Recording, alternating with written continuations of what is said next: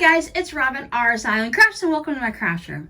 Today I want to talk about chapstick holders, chapstick keyring holders, chapstick cozies, however you want to call them. If you've been with me for a little bit this month, you know earlier I was making these chapstick holders and I wasn't too thrilled with the process, the way they turned out, how they looked. I really wasn't happy with any of it.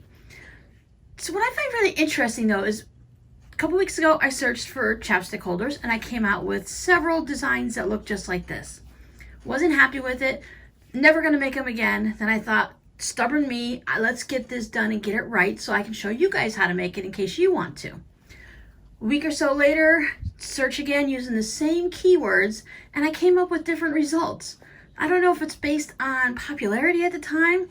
You find some older things from 2009, you find some newer things. It's just strange that same keywords on different days will give you different results. But I came across this design. So we're gonna ignore these and we're gonna make one like this today. Now I do have a glue stick in there because if you want, you can put a glue stick in, or you can go ahead and put a chapstick in. I made this one a little bit too large, so it is a little bit large for my chapstick holder. But what you're gonna do is I'm gonna give you the dimensions for making one that's gonna fit my basic old Blistex chapstick here. Now you can adjust it if you wanna use it for a glue stick, for a larger glue stick. If you have a different type of chapstick, it's gonna work best for something like, it's gonna fit in here like a tube because of the basic shape we're using. So if you have something that's a little bit larger than this or longer or shorter, you can go ahead and adjust the pattern or just make it generic for your basic chapstick. Our supplies are gonna be really easy. What I was thinking is when I made this one, I used two different fabrics because I thought it was nice to have that contrast here. But if you don't sew it perfectly straight and exactly on, or if your fabric wasn't cut just right, you could have a little bit of a blip here. We're going to be stitching over all of this fabric so that it's like numerous layers of fabric because of the fact that we're going to turn it right side out and everything. So to hide that little mistake, so if this does happen for you, we're just going to use two of the same pieces of fabric. I have cut my fabric 2 inches wide by 7 inches long, and I went ahead and I cut two of them. You can use any type of fabric you like. You can even piece it together if you want, but this is a great way to use up little bits of scraps that are left over. If you have a jelly roll, it would make it a little bit wider. This one, I believe I started at 2 1/8 or 2 1/4, so that's gonna make it a little bit wider. If you do have a jelly roll, you can just trim down the little zigzaggy edges on the outsides and bring it down to 2 inches. Then I also cut some lightweight fusible stabilizer, one for each piece. If you don't have any stabilizer, it's going to be okay. This just adds that little bit to it, but as you can see, this is still quite scrunchable and fold-upable. It is going to be the same if you do it. Maybe you might want to put an extra piece of fabric, make 2 pieces of each and double it up, or put a little bit of batting in it or something. Anything you happen to have just to give it that little extra structure. This is a very lightweight fusible, as you can see that you can see through it. This I actually got from my scraps. It's from someone other ones that I've actually written on and traced around and cut off. So this is a very scrap friendly project. A lot of the patterns called for a 2x2 square. What we're going to end up doing is sewing this right sides together, and then we're going to flip it. And this is the part that goes here for the little tab. I decided to make mine 2x3 just so I had extra room in here. So I have room to put any type of key ring on it that I want. If I want to put some other type of hardware in there. And I know I have enough space down here to sew it in and hold it nice and tight. Now you can use a larger key ring like this, but I thought this time I would go ahead and use a smaller one. These are really easy to pick up in a variety of places. You can pick them up at any of the big craft stores. You can pick them up at hardware stores, department stores like Walmart and Target and such. You can take it off your keychains. I thought about possibly putting a piece of ribbon in here also, but I think if you want to use ribbon, you should double it up because there could possibly be extra force put onto this. When it's hanging, if you're hanging this from your purse and you're just grabbing it out like this, it could pull on there. So you want to make sure whatever you're using is going to be strong enough. I'm just going with the same fabric so everything blends in all nicely and I don't have to worry about anything. I did not put any stabilizer on this at all. So what I'm going to start with is I'm going to make sure I have the bumpy side down. I don't think you can really see, but this is a nice smooth side. This is the bumpy side. You can feel it with the glue. So you want to put the bumpy side down on your fabric. You want to follow the instructions that come with your stabilizer interfacing. I'm going to go ahead and give this a press with the iron. Now, if you only had little bits and scraps of your interfacing or stabilizer, you can go ahead and use that on here too. It doesn't need to be one continuous one. When you put them on here, you just want to make sure you just kind of butt them together. Don't really need to overlap them because that makes it extra thick. Just going like this will work fine for this project. I'm going to take this over to the sewing machine and we're going to leave one end completely open. So using a 1/4 inch seam allowance, I'm going to go ahead and stitch all the way down, across one end, and all the way at the top. I'm going to go ahead and back tack at both ends here, but I'm going to make sure that I leave this part open. I'm also going to take this a little 2x3 piece over and folding it in half the long ways like this. I'm just going to go ahead and make stitches straight down here, back tack on top and bottom. Next up. There's my stitching on the little guy. And you can see I stitched all the way around 3 sides, leaving one of the ends open. I am going to go ahead and trim my corners just a little bit. You can also go ahead and trim down the side seam if you want. You can go down to 1/8 of an inch. Just kind of split the difference between the edge and the stitching. Just make sure you don't clip into the stitching. And the reason I don't mind doing that is because when we spin it back around, we're going to go ahead and top stitch on here again. So that's going to reinforce that seam. So it's okay to go ahead and take it down in half. This is going to reduce the bulk that is inside when we flip it around, because we really don't want to be sewing through extra through here if we can avoid it. So we can cut back that a little bit. It's always nice.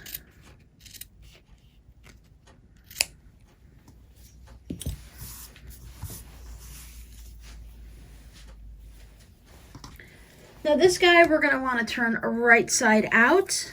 I've got my little hemostats. If you can't fit your finger in there, you can go ahead and use whatever turning tool you have. Get that all turned right side out. Now I'm going to go ahead and center this. See where my seam is centered, sort of. It doesn't have to be exact. You just want it on the back so that when we fold it over and we put it in, it's going to be, you're not going to see it. You don't want to have this folded over like this, and there's no need to have it on the side either, although that's perfectly fine if you can't get it to work its way to the center back there. Give it a little bit of a press and everything's going to lay nicely. Now we're going to need to turn this one right side out also. If you do not have the hemostats, I've seen a trick where you can use the pencil end of an eraser. So what we're going to do, I've never done this before, so let's see if it works. We'll figure it out together. Kind of separate your pieces. You're going to put this, and we're going to want to start pulling those sides down. Let's see if we can start this out first. I broke my thumbnail on my left hand, so I'm kind of at a disadvantage there trying to grab things.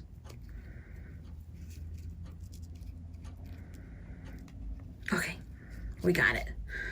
So make yourself a little bit of a spot to put your pencil eraser in. You should be able to just wiggle this down.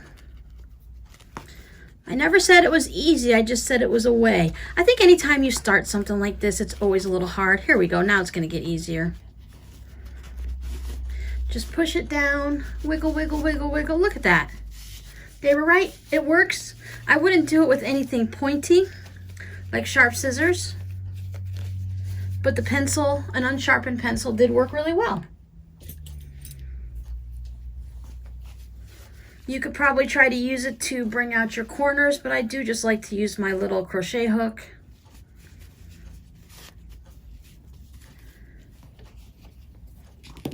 We'll take this over and get this a good pressing. Make sure we have our corners popped out nicely. There we go. Take it and give it a nice press. Everything's all nice and pressed and still quite hot. We're going to take this top part here and we're just going to turn it under about 1/4 of an inch, 1/2 an inch, whatever you can get it to do for you. Just make it so that it looks relatively even at the top. Once again, give it a nice press. Now this is where we're going to be folding this over, and this is going to go in here.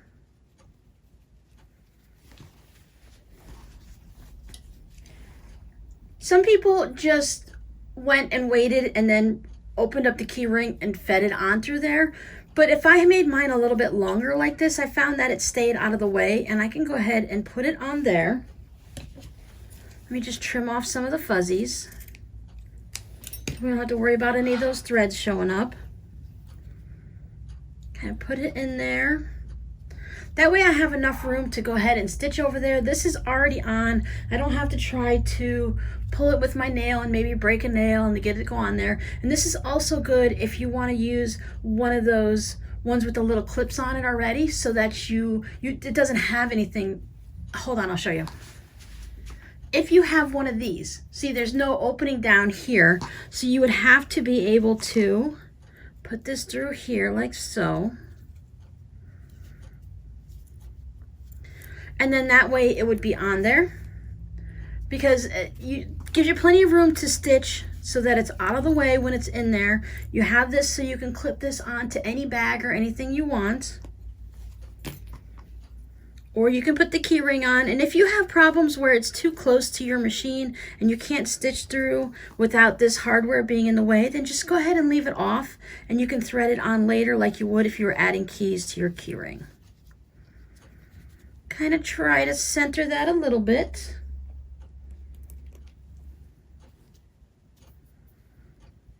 Go ahead and put a pin in it to hold it for now.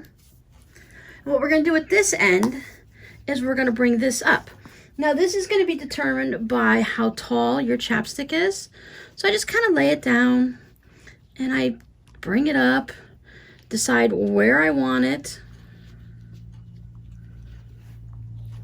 and how much of the top of it I want sticking out.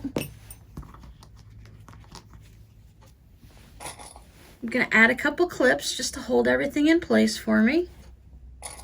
You can add pins if you want here also. Less things for me to get stabbed by, the better. So now what we're going to do is we're going to take this to the sewing machine and we're going to flip this upside down this way. This side is already a finished edge. We're going to start here and we're going to back tack and we're going to stitch up here. I like to go ahead and back tack here a little bit because you're going to be putting your chapstick in and out and it's going to have that extra pressure on there. Have you ever noticed on the jean pockets, on the back pocket of your jeans, it has that little extra stitching there to hold it all nice and tight? Then we're going to come across the top here. You can do just one stitch across here, or you can go ahead and back stitch and do it again. Depends on how sturdy you feel you need it. And then I'm going to stitch down here, and once again I'm going to back tack across here to hold it down nicely. Come to the end, back tack, and we're going to be all done. Let me go stitch it up. And there you go. I went ahead and I went back. I wanted you to see I did a second row of back stitching on here. Need to trim that thread up a little bit, just so that I wanted you to see what it might look like in case you wanted to do that second round on there, just to make it nice and sturdy. I did my back tack in here. I went and used a white thread. It kind of blends in a little bit. It's not too noticeable, but I still wanted you to be able to see it. And if I went off a little bit on the edge and it just didn't quite line up, it's not noticeable at all because all of the fabric matches. When I was laying this down and pulling it up, if you might have noticed, it didn't actually go all the way across on my Blistex here, but I am actually using some of the distance from the front and the back, so when I put this in, it bulges out in the back and the front, so it holds it in there nicely. Now, if you can't quite get to it, they can always squish it up from the bottom, so you don't want to have it out too much so that it could possibly fall out, but you don't want it so far down that you can't get to it. But it's easy to just go ahead and push up. So there you go, a quick project. This is great for teachers' gifts. For any type of really quick gift that you want, you can make these ahead of time. You'll be all set for Christmas. You can even pick up some different types of lip balm. I'm sorry, I just call it chapstick because that's the name brand that I'm just always grew up using was chapstick. This one's Blistex, totally different brand. But if you have lip balm, you can purchase a whole variety pack of them, especially when it comes time to Christmas time. They always have the big ones, and you can hand them out to all the grandkids and nieces and nephews, friends. This is great for cousin gifts, and it didn't take any time or any scraps at all. Thanks for hanging out with me. I'll see you guys next time. Bye.